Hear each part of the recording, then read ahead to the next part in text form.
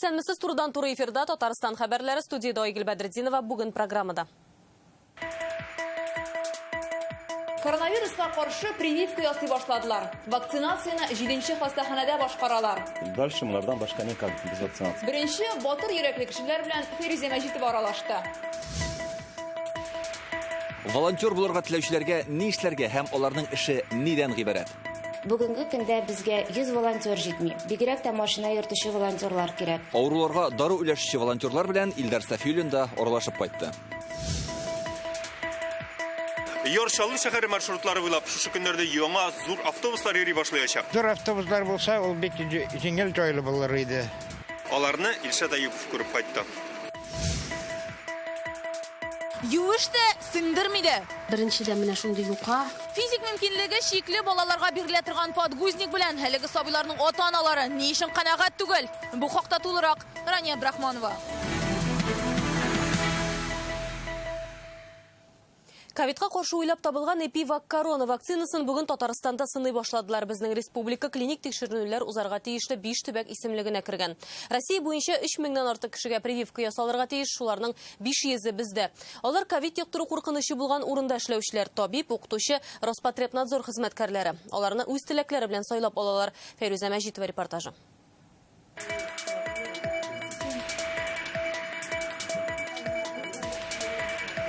Справились? Или что-то непонятно? Яңа вакцина турында монда барысын да тәфсилләп аңлаталар, лекция укыйлар. Тыңлаучылар 20 кеше. Ковидка каршы прививка ясатырга килүчеләр. Араларында пенсиядәгеләр дә, урта яшьтәгеләр дә бар. Монда метод Страуса белән дальше яшәп булмый хәзер, уже башын чыгарырга кирәк моннан. Потому что бу неизбежно моның белән бергә яшәргә туры килә безгә. Дальше монардан башка никак без вакцинации. Шулай дип аңладым? Дело опасное, непростое. Куркыныч җирдән качып яшәп булмый. Иптәш кызым ярты ел элек ясатты. Соңыннан организмында антитәнчекләре булу ачыкланды. Мин дә килдем. Прививка ясар алдыннан теләк белдерүчеләргә 10-нан артык анализ бирәсе. Аның Казанның 7-нче сырхауханәсендә бушлай эшлиләр. Кеше сәламәт булса, ковидка каршы тәнчекләре булмаган очракта гына аңа вакцинаны кадыйлар. Әлегә теләк белдерүчеләрнең бик күбесе прививкага туры килми. 20 кешенең бары 5-сенә генә укол ясаганнар. Сәбәпләрен табиблар булай аңлата. Главный отсев происходит. Тикшерү узган анализлар биргән кешеләрнең 40%-ында антитәнчекләр булуы ачыкланды. Кемнеңдер кан анализларын ачар, йөкле ханымнарга да бу прививканы ясау тыела. Ирина ханым анализларын дүшәмбе биргән, барысы да яхшы. Бүген прививка ясатты. Мәктәптә химия укытучысы ул, кечкенәдән укулдан курыкмаган. Я за вакцинацию. Мин һәр вакыт прививка ясатам, аның файдасын күрәм. Бу юлы да озак уйлап тормадым. Җитмәсә вакцина беренче генә сыналмый, кимчелекләрен белмим.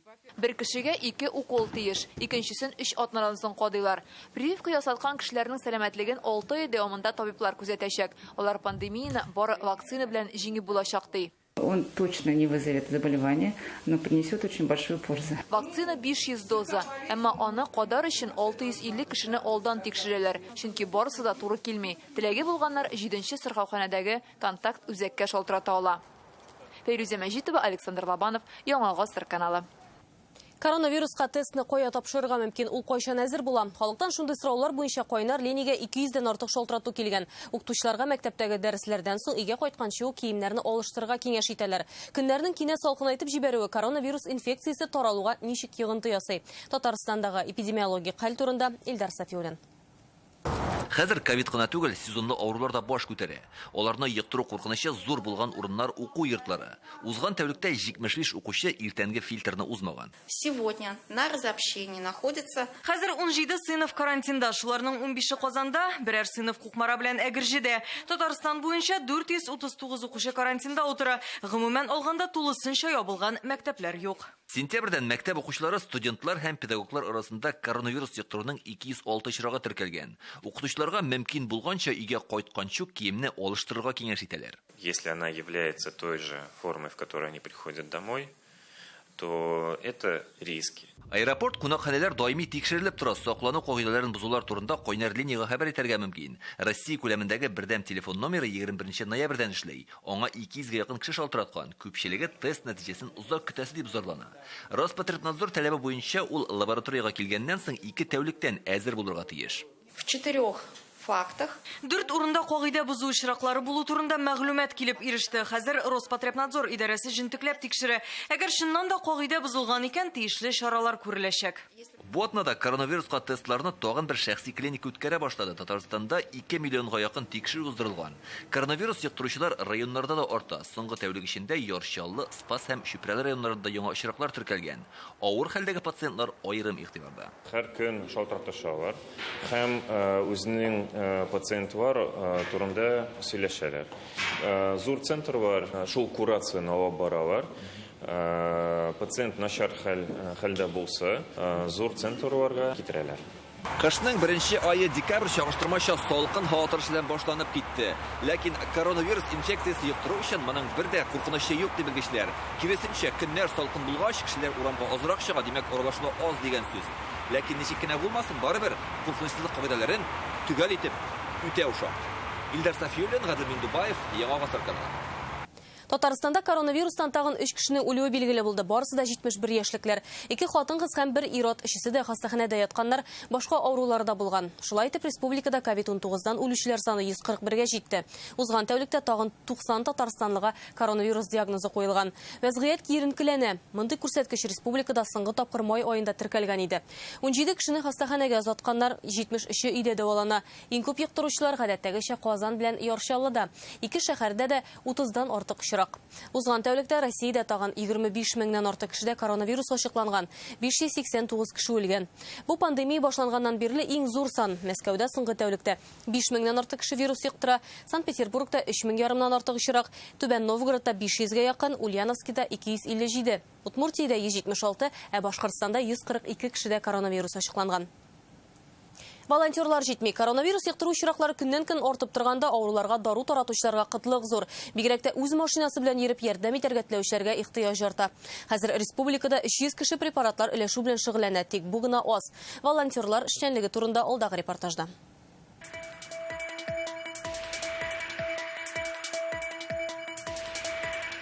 Алло. Исәмсез. Бүген сезгә волонтер киләчәк. Волонтерлар иң беренче чиратта авыруга шалтыратып дару китерүләрен хәбәр итә, тиешле кагыйдәләрне аңлаталар. Шир йоктырмас өчен барлык куркынычсызлык чараларын үтәргә кирәк. Баралар, шулай шалтыраталар. Беләләр, ишек ручкасына дару пакетын.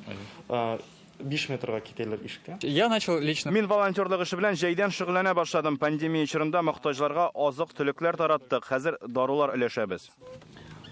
Волонтерларга дару үләшкәндә якын арага гына түгел, ә менә шундый шәхси йортларга Казаннан читкә дә барырга туры килә. Мондый очракта инде җәяү генә барып җитеп булмый. Бигрәк тә монда җәмәгать транспорты йөрмәй. Шуңа күрә автоволонтерларга ихтыяҗ бик тә зур. Хәзер республикада дару таратучы 300 волонтер бар. Тик эшне тизрәк башкару өчен ярдәмче куллар тагын кирәк.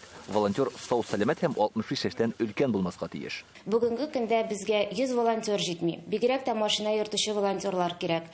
Кешегә булыша торган ярдәмче волонтерларны көтеп калабыз. Дару тарату иртәдән кичке 7-гә кадәр дәвам итә, атнага 6 көн эшлиләр. Бер волонтер көнне 10-дән артык адреска барырга мөмкин. В течение ближайшей недели волонтерларга ихтыяҗ бик кискен мәсьәлә дип әйтмәс идем, ләкин дару тарату адреслары көннән-көн арта бара.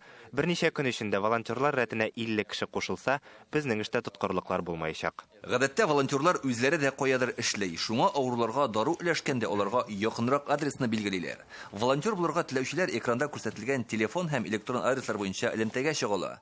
Көненә берничә сәгать кенә мәрхәмәтле гамәл кылу да мохтаҗларга зур ярдәм. Илдар Сафиуллин, Гадел Миндубаев, Яңа Гасыр каналы. Кырыда түгел сеңдермиде. Физик мөмкинлеге шикле балаларга бушлай бирелә торган подгузниклар турында ата-аналар шулай ди. Социаль иминиятләштерү фонды бирә торган бу ярдәм чараларының сыйфатыннан канәгать түгелләр. Төрнәкләнү һәм абилитация шәхси планы буенча алар көненә 3 генә бирелә иде. Хәзер анысын арттыра алганнар. Максатлары сыйфат ягында яхшырту. Моның өчен нишләргә кирәк соң? Рания Абдрахманова тулырак.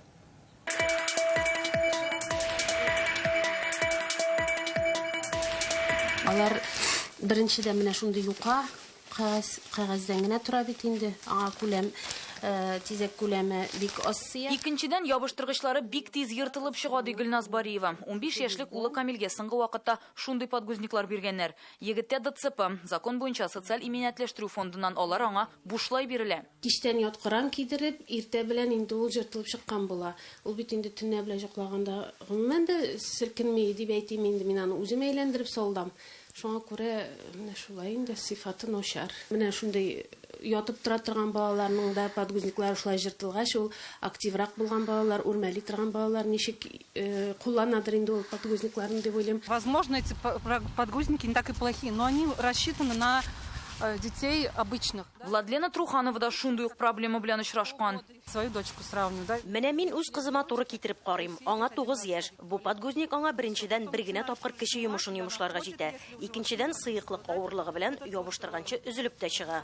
Подгузникларны гаиләләргә социаль иминиятләштерү фонды тарата. Ата-аналар беренче ярты еллыкта алынган әйберләрнең сыйфаты да мактарлык түгел иде. Булары бөтенләй дә яраксыз дип күрсенә. Россиянең хезмәт министрлыгы карары буенча балалар подгузникларына карата катгый таләпләр юк. Аларның сыйыкча сеңдерә алуы бөтенләй бер каяда язылмаган. Алар бары тик размерлары буенча гына аерыла. Әйтик, хәзерге вакытта 5 килограммга 6, 9, 20 килограммга кадәр һәм 20 килограммнан да авыррак булган балалар өчен подгузниклар бар. Димәк, аларның сыйфатын тикшереп торучы юк, ә нәтиҗәдә балалар зыян күрә. Аптыраган ата-аналар бу подгузникларны бәйсез экспертизага җибәрә. Нәтиҗәсен көтәләр. Иң мөһиме, бу заказларны кайсы оешмалар үти? Ни өчен товар шундый сыйфатта килә? Фондта бу сорауларга шәхсән җавап бирүне кирәк дип тапмадылар. Язма җавап алдык. Анда язылганча җитештерүче электрон аукцион аша сайлана. Кем иң арзан бәяле товар тәкъдим итә, алар шул оешма белән эшли. Фондның товар җитештерүчене билгеләү һәм сайлау хокукы юк, чөнки дәүләт һәм муниципаль ихтыяҗларны тәэмин итү, товар һәм хезмәт сатып алу өлкәсендәге килешү системасы турындагы федераль закон таләпләре буенча төгәл башкарыла. Әмма ата-аналар өчен бер юл бар. К сожалению, такие параметры, как влагоудерживающие способности, Кызганычка, шәхси тернәкләнү планында подгузникның сыйыклыкны сеңдерү һәм тота алу кебек параметрлары язылмаган. Шуңа хәзер әлеге регламентларга үзгәреш кертергә кирәк. Ата-аналар әлеге подгузникның нәрсәсе белән ошамавын аңлатып, ФССка хат яза ала.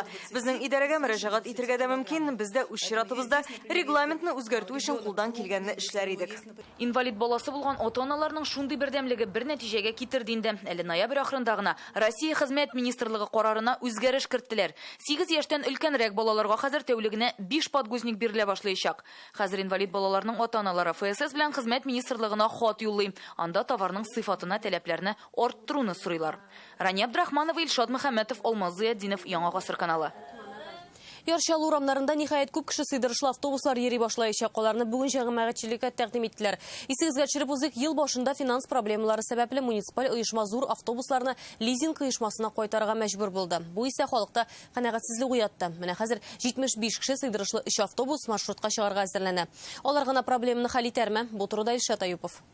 Это вообще ужас какой-то. За Мелекеси вообще ни на ГЭС никуда не уехать. Яршал урамнарыннан пассажирлар йөртүче зур автобусларның юкка чыгуы ел башында зур шау-шу уятты.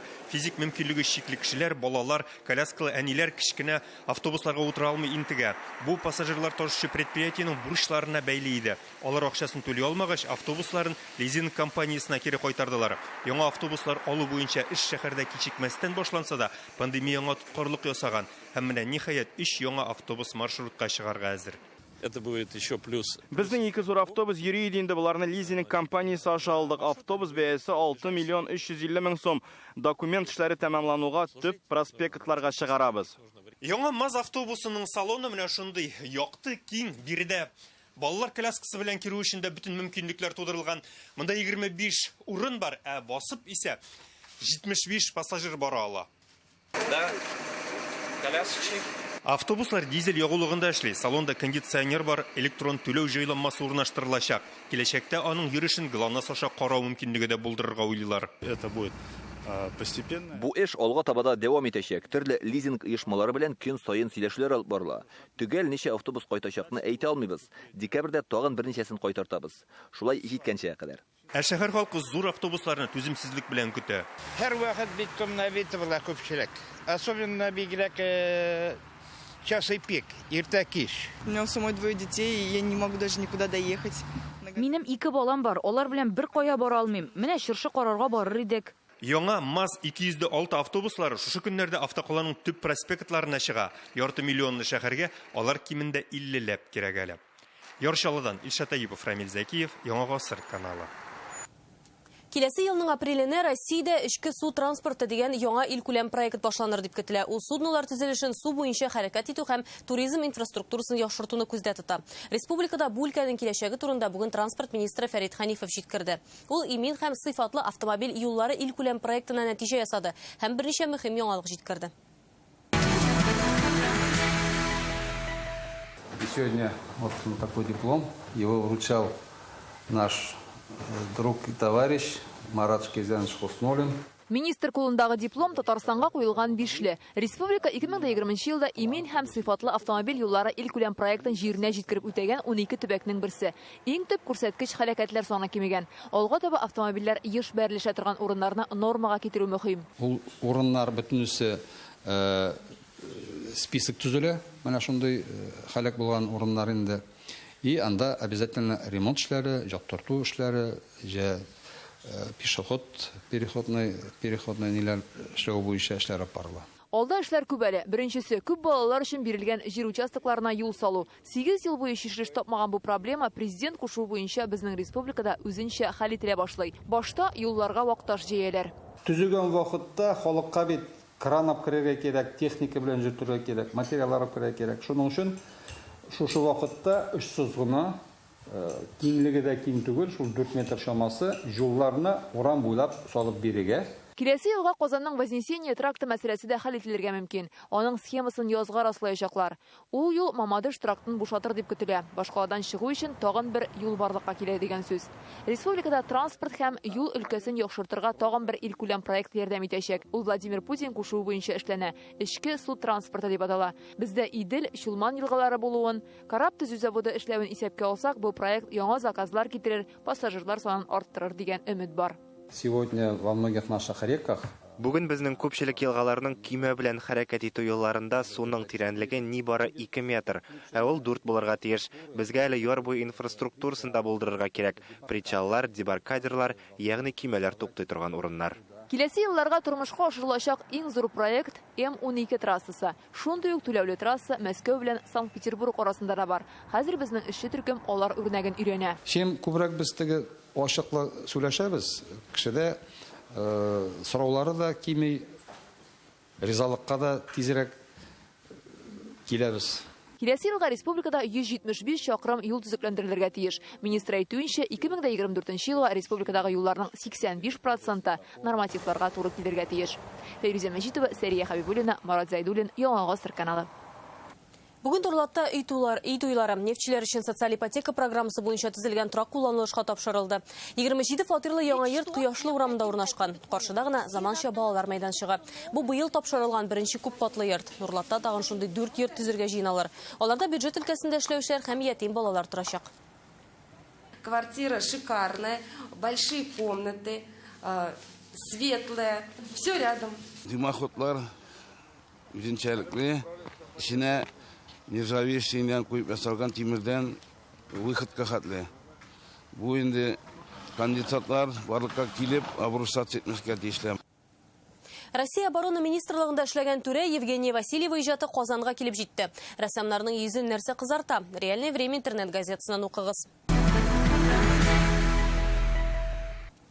Дәвалау өчен бөтен мөмкинлекләр булдырылган. Сабыйлар аякка бассын өчен тәҗрибәле табиблар кулдан килгәннең барысын да эшли. Бүген Рөстәм Миннеханов балаларда көч тернәкләндерү үзәгенә килде.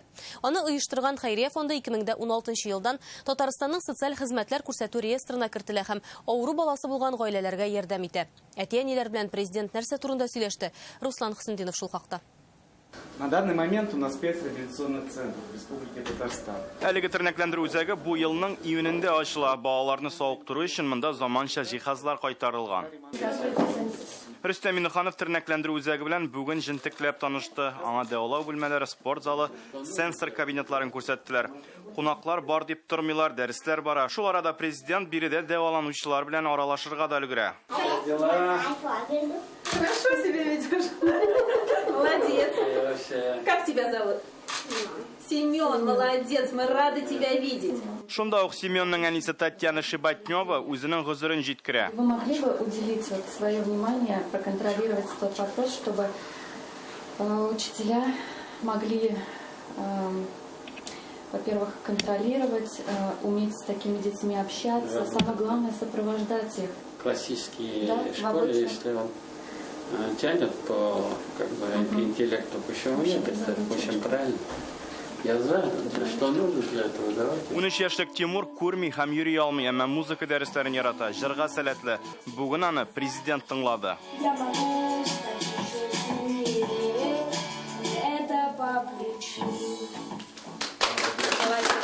Мондый тернәкләндерү үзәкләре Казаннан кала Түбән Кама, Чистай, Лениногорск шәһәрләрендә бар. Анда әтиәннәр балалары белән бергә психологик ярдәм ала, биокустик коррекция, баш миен микрополярлаштыру кебек дәвалау курслары да узалар. Реализуем разные социальные проекты. Социаль проектларның төрлесе тормышка ашырыла. Ерак районнарга да ярдәм йөзеннән чыгабыз. Махсус машина белән 2 ел эчендә 15 районда булдырга туры килде. Инвалидлар 10 көнлеге уңайыннан президент тернәкләндерү үзәгенә яңа җиһазлар сатып алу өчен сертификат тапшырды. Балалар теләкләрен Рөстәм Миннехановка язмаша җиткерә. Процветание Татарстана. Руслан Сындинов, Яңа Гасыр каналы. Бүген Ярдәм хәйрия фонды Казанда 150 кешене төшке аш белән сыйлады. Мондый чара 2013 елдан башлап инвалидлар 10 көнлеге уңайыннан оештырыла. Анда начар күрүчеләр һәм ишетүчеләр ДЦБ диагнозы куелган кешеләрне чакыралар. Бәйрәм концерт номерлары белән үрелеп бара. Шулай ук һәркемгә азык-төлек җыелмалары да тапшыралар. Шакырдык общество слепых, монда карайында общество инвалидов, общество глухих. Шундый акциялар һәр елны уза. Өстәлләрне бик әйбәтләп әзерлиләр. Бергә утырган менә иптәшләр барысы да бик шатлар, барыбыз да бик риза. Алланың рәхмәте яусын. Бәрәкәтен күрү, бер-берең белән аралашу, ниндидер яңалык белүгә бу бик кулай чара һәм дә бик орынлы дип саныйм. Быел коронавирус белән бәйле рәвештә кунакларны күпкә азрак чакырганнар, инде төшке ашка килә алмаган 500 мохтаҗ кешегә азык-төлек җыелмасын өенә илделәр. Аларны атна ахырына кадәр таратачаклар. Изге эшкә волонтерлар да кушылырга теләк белдергән. Нинди генә катлаулы ел булмасын, Болгар радиосы милли музыкаль премияны барыбер тапшырачаклар. Яңа Гасыр телерадиокомпаниясе елның иң көтеп алынган музыкаль вакыйгасын быел да үткәрергә карар кылды. Концерт онлайн форматта пирамидадан телевизорга, радиога һәм интернет киңлекләренә трансляцияләнәчәк. Серләреңне миннән яшермә. Ришат Фазлый Әхмәтов Болгар радиосы милли музыка премиясенә инде 2нче ел лаек була. 12 декабрь пирамида концертлар залында ул серләреңне миннән яшермә җырын башкарачак. Ул үзеңнең тавышыңны тоныста тотмасан, тавыш барда бер үзгәрә һәм дә инде үзенең формасын югалта. Көнгә 2 сәгать репетиция ясарга кирәк.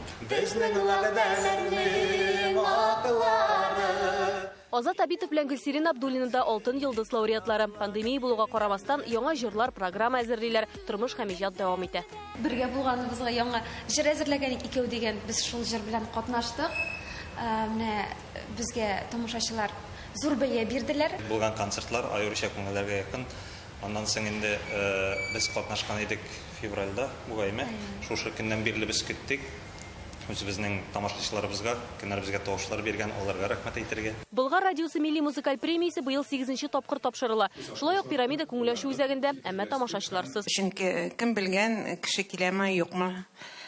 Шуңа инде турыдан-туры трансляция булачак ТНВ Татарстан каналында, ТНВ Планета һәм әлбәттә Болгар радиосы дулкынында. Концертны интернетта да күзәтеп булачак. Быел 30га якын номинация. Иң затлы җырчы, кабатланмас хит, йөрәкләргә үтеп кергән җыр һәм башкалар.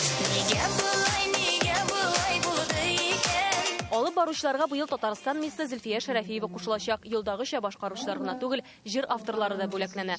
Ә концертны идән караган тамашачы 55-22 номерына алтын хит дип санаган җырның исемен язып җибәреп, iPhone та алачак. Менә шушы авыр чорда әзрәк күңелне дә күтәрәсе килә бит. Бу инде җырчыларга да иҗат итәргә ниндидер бер стимулдыр. Ә концертны көткән арада Instagramдагы кызыклы битлектән файдаланырга мөмкин. Ул Болгар милли 2020 дип атала. Аның ярдәмендә кызыклы видео яисә фото төшерергә мөмкин. Моннан тыш концертның кайчан булачагын һич тә онытмаячаксың, чөнки язылган 12 декабрь 2020 ел. Нәкъ шушы көнне ТНВ каналы Болгар радиосы һәм интернет киңлекләрендәге онлайн трансляциядә очрашырбыз.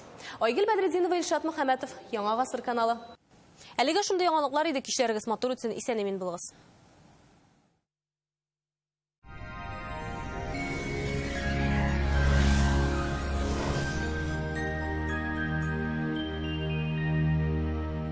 Исәнмесез, эфирда һава торышы чыгарылышым. Сүзне Гәнәшнең мәгълүматыннан башлыйбыз.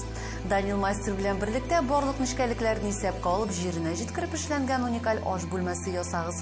Кухняның үҗде проектын китереп бирү һәм урнаштыру бүләккәм Казан Восстание урамы 23-нче йорт.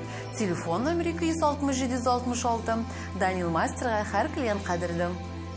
Яндекс погода мәгълүматы буенча көньяк көнчыгышта Бөгелмә Баулазына кайда сүрән көн 13 градус салкын. Төньяк көнчыгышта Түбән Кама, Яршалы, Алабугада аязучан болытлы һава 14 градус. Төньяктан Актаныш, Әгерҗе, Менделеевскида болытлы, кар явачак 13 градус.